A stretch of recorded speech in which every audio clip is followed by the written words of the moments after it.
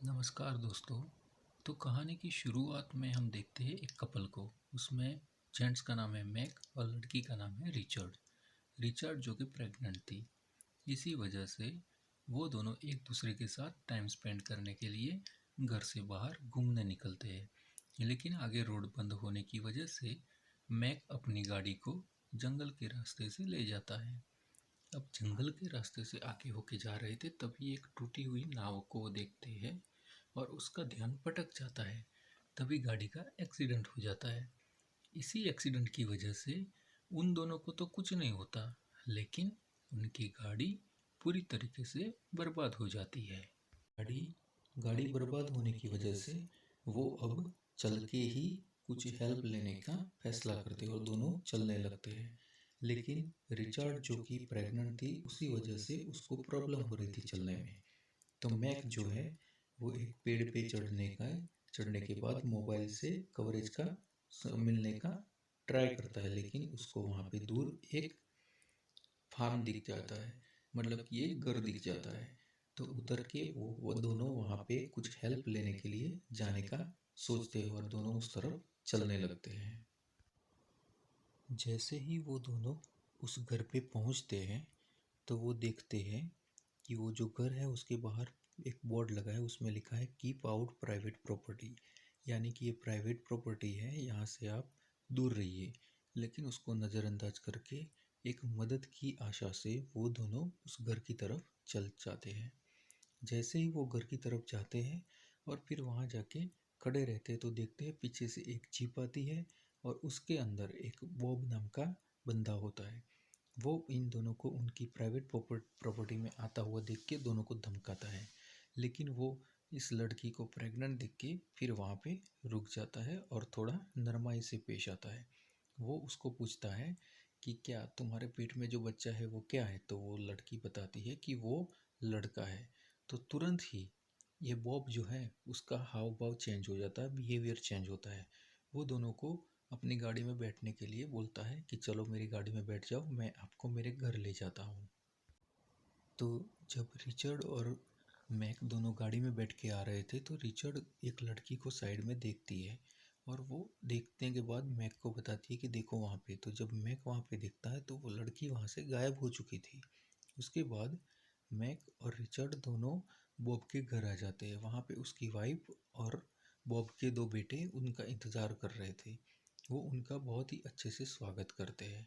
लेकिन ये सब देख के रिचर्ड को कुछ अजीब सा लगता है। वो सोचती है कि ये सब क्या हो रहा है। उसको कुछ अजीब सा एहसास हो रहा था। वो रूम में आने के बाद फिर मैक को बताती है कि मुझे वो उसके दोनों लड़के अलग दिख रहे थे, जैसे लगता है उनके बेटे ही ना हो। लेकिन ये जो बात कर रहे थे वो उसकी बीवी बाहर दरवाजे के बाहर खड़ी होके ये सुन रही थी और वो सारी बातें सुन लेती है। फिर दूसरे दिन जब वो लंच के लिए टेबल पे जमा होते हैं तो वो कुछ इस तरीके से बिहेव करती है जैसे दोनों लड़के उसके ही हो, ऐसे ही प्यार जताने की कोशिश करती है। तो वो लड़की, ये रिचर्ड जो है वो एक फ़ोटो में वो लड़की को देख लेती है जिसको उसने देखा था आते समय, तो वो उसके बारे में बताती है। तो बॉब की वाइफ कहती है कि वो लड़की दिमागी हालत सही नहीं थी, तो हमने उसको अडॉप्ट कर ली थी, लेकिन वो हमारे यहाँ अभी नहीं है, उस करके वो बात को टाल देती है। उसके बाद वो इस बात को ऐसे ही टाल देती है। जब रिचर्ड सो जाती है तो रात में उसको एक सपने में वही लड़की दिखती है, तो वो जाग के मैक को बताती है कि हाँ, ये लड़की का गुम होने का तो मैंने 2 महीने पहले अखबार में देखा था। फिर उसको लगता है कि कुछ गलत है, तो वो तुरंत ही मैक के साथ वहाँ से उठ के भागने की कोशिश करती है और वो दोनों वहाँ से भागने का ट्राई करते हैं, क्योंकि उनको पता चल जाता है कि ये जो लड़की है वो तो 2 महीने पहले यहाँ से गुम हो गई थी, तो अभी मुझे कहाँ से दिखी। तो जैसे ही वो उसको बताती है मैक को और दोनों भागने की कोशिश करते हैं तो वहाँ पे बॉब आ जाता है और वो बॉब आके दोनों को घर से बाहर जाते वक्त रोकता है। लेकिन आके खड़ा रहता है, रोकने की कोशिश करता है, लेकिन कुछ बोलता नहीं है, दोनों को जाने देता है। लेकिन जैसे ही वो बाहर निकलते हैं तो बॉब के दोनों बेटे वहाँ पे गन लेके खड़े थे। वो दोनों बेटों में से जिसके पास गन थी वो मैक के सर पे मार के मैक को बेहोश कर देते हैं और रिचर्ड को भी मारते हैं। और मैक को मारने के बाद मैक को ले जाते हैं और रिचर्ड को ले जाके वहाँ पे रूम में ले जाते हैं। अब रिचर्ड जो है उसको तुरंत ही अचानक से पेन चालू हो जाता है डिलीवरी का। तो वो जो उसकी वाइफ थी बॉब की, वो बताती है कि मैंने तुम्हारे खाने में कुछ दवाई मिलाई थी जिससे तुम्हें प्री डिलीवरी हो जाएगी, यानी कि समय से पहले डिलीवरी हो जाएगी, और जो तुम्हारा बच्चा है वो अब मैं रख लूँगी। तो वो उसको वहाँ पे रखती है और रिचर्ड पूरे दर्द से कहा करा रही थी। इस तरफ हम देखते हैं कि जो खाने की जो मैक था, वो मैक को तो इन लोगों ने सर पे जोरदार मारा था। अब ये सब मिलके एक प्लान बनाते हैं, क्योंकि इसके पास जो भी बच्चे थे वो सब बच्चे ऐसे ही जो प्रेग्नेंट वूमन आती थी उससे चुराए हुए थे और वो सब कपल को ठिकाने लगा देते थे। तो अब इसके पास उसके लड़के भी वैसे ही थे। तो वो दो लड़के मैक को मारने के बाद सोचते हैं कि उसको अब कुछ करते हैं, लेकिन मैक के कपड़े देख के उनको अच्छे लगते हैं तो मैक के कपड़े निकाल देते हैं। उसके बाद मैक को वो एक कैफिन में डाल के फिर उसको खड्डे के अंदर डाल देते हैं और ऊपर से मिट्टी डालते हैं। यहाँ पे रिचर्ड को पेन शुरू हो गया था और उसको बहुत ही दर्द हो रहा था। उसके बाद वो एक बेटी को जन्म देती है, जिससे बॉब की वाइफ जो है वो बहुत ही नाखुश हो जाती है, क्योंकि बॉब को उसने बताया था कि मेरे पेट में लड़का है, लेकिन ये तो लड़की हुई थी। तो बॉब की वाइफ जो है वो लड़की को रख लेती है और रिचर्ड को बोलती है कि ये मेरे काम की नहीं है। तो बॉब उसको लेके रिचर्ड को ले जाता है और फिर अपने वहाँ एक कमरे के अंदर उसको कैद कर लेते हैं, क्योंकि रिचर्ड का काम था सिर्फ जब वो बच्ची रोए तो उसको खाना यानी कि दूध पिलाना और कुछ भी नहीं। तो रिचर्ड वहाँ से भागने की कोशिश करती है, लेकिन उसकी सारी कोशिशें नाकाम रहती है। फिर जब बॉब जो है वो रिचर्ड को ले जाके एक कमरे में बंद कर देता है, यानी कि फार्म के जो पीछे वाला रूम होता है वहाँ पे, और उसको एक चैन से बांध दिया जाता है और उसके मुंह में एक पट्टी बांधते हैं।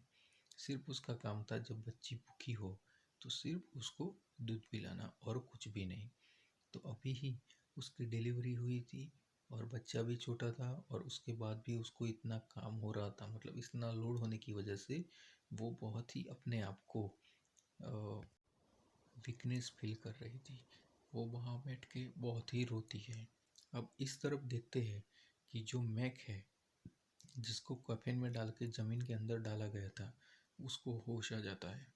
वो वहाँ से निकलने की कोशिश करता है, लेकिन निकल नहीं पाता है।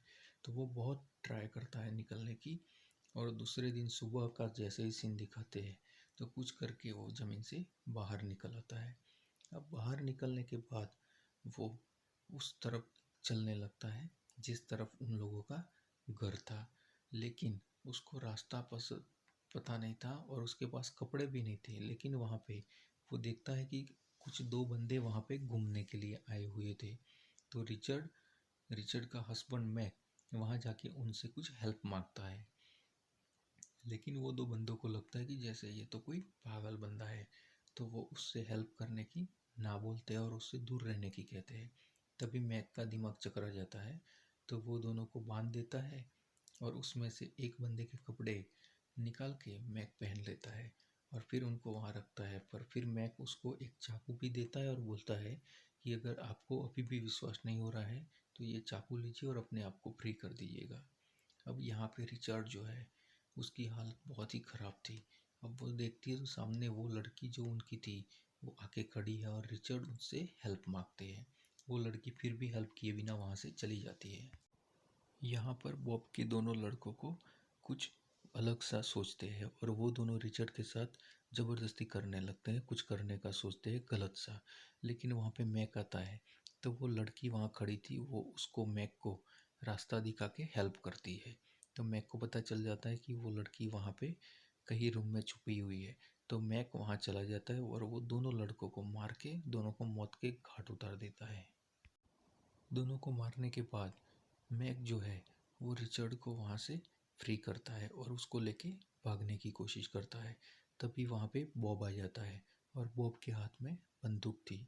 तो वो बंदूक से देखता है कि पीछे उसके दोनों बेटों को मार दिया, तो वो बंदूक से मैक के ऊपर हमला करता है, जिससे मैक जो है वो घायल हो जाता है।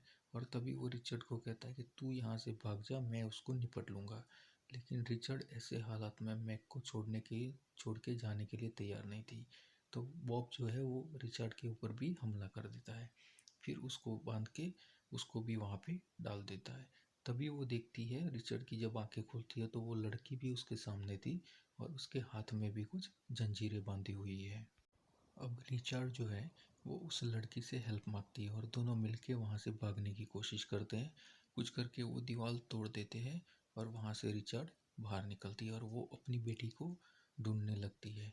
अब बॉब जो है उसके दोनों बेटे मरने की वजह से वो बॉब और उसकी वाइफ वो दोनों वहाँ पे चर्च में गए हुए थे, चर्च से आगे जहाँ पे उनके दोनों बेटे को दफन किया है वहाँ खड़े थे। तब वो बॉब की वाइफ घर आना नहीं चाहती, लेकिन बॉब जो है वो घर लौट जाता है। इस तरफ रिचर्ड वो अपनी बेटी को लेके भागने ही वाली थी कि बॉब आ जाता है और वो बंदूक लेके रिचर्ड के ऊपर हमला करने वाला है। लेकिन वो हमला करे इससे पहले ही रिचर्ड सावधान होके बॉब के ऊपर चाकू से हमला कर देती है और इस हमला करने की वजह से बॉब जो है वो वहाँ पे गिर जाता है और तुरंत ही उसकी वहाँ पे डेथ हो जाती है। फिर रिचर्ड जो है वो बॉब का मोबाइल लेके पुलिस को फ़ोन करती है और बताती है कि मुझे हेल्प चाहिए। लेकिन अननोन जगह पे होने की वजह से वो अपना लोकेशन नहीं बता पाती। लेकिन तभी वहाँ पे बॉब की वाइफ आ जाती है और वो देखती है ये कमरे और वो सब खुला देख के वो समझ जाती है कि रिचर्ड ने यहाँ से भागने का प्लान बनाया है। तो वो जो बॉब की वाइफ है वो गन लेके घर के नीचे घूमने लगती है और वो वेट कर रही है कि कब ये लोग घर से बाहर निकलने की कोशिश करें। इस तरफ रिचर्ड जो है वहाँ बॉब की गाड़ी लेके भागने की कोशिश करती है, लेकिन इससे पहले ही बॉब की वाइफ ने वो गाड़ी को बिगाड़ दी थी। तो तुरंत वो देखती है कि बॉब की वाइफ सामने खड़ी है, तो रिचर्ड जो है वो गन लेके बॉब की वाइफ को मारने की कोशिश करती है, लेकिन उसने कभी गन चलाई नहीं थी तो वो निशाना चूक जाती है। लेकिन वहाँ पे बॉब की वाइफ जो है वो तुरंत ही रिचर्ड के ऊपर हमला करती है और वहाँ पे रिचर्ड को एक गोली छू के निकल जाती है और रिचर्ड वहाँ पे गिर जाती है। अब बॉब की वाइफ जो है वो जैसे ही उसके पास जाती है तो रिचर्ड अपनी सारी ताकत इकट्ठी करके उसका सर जो है बॉब की वाइफ का ज़मीन पर पटक देती है और बॉब की वाइफ बेहोश हो जाती है। वो सोचती है कि बॉब की वाइफ मर गई। उसी वक्त वो उस लड़की को अपने साथ लेके अपनी बेटी को लेके वहाँ से निकल जाती है। जैसे ही वो आगे निकलती है तो तुरंत ही वो उसकी एनर्जी लॉस्ट होने की वजह से वहाँ पे गिर जाती है और सामने देखती है कि उसकी मदद के लिए पुलिस और वो सब आ गए हैं। तो पुलिस और वो सब उससे पूछताछ करते हैं और जो प्राइमरी फैसिलिटी है उसको देने की कोशिश कर रहे हैं। तभी बॉब की वाइफ पीछे से आ जाती है और वो गन लेके जैसे ही ट्रिगर दबाने वाली थी कि एक पुलिस वाला उसको शूट कर देता है और उसको वहाँ पे मार गिराता है। तभी रिचर्ड जो है वो देखती है कि उसका हाथ जिस लड़की के हाथ में था वो लड़की तो वहाँ पे है ही नहीं। तभी उसको एहसास होता है कि वो लड़की नहीं थी, लेकिन उसका आत्मा यहाँ पे उसकी हेल्प कर रहा था। और यहाँ पर ही ये मूवी ख़त्म होती है।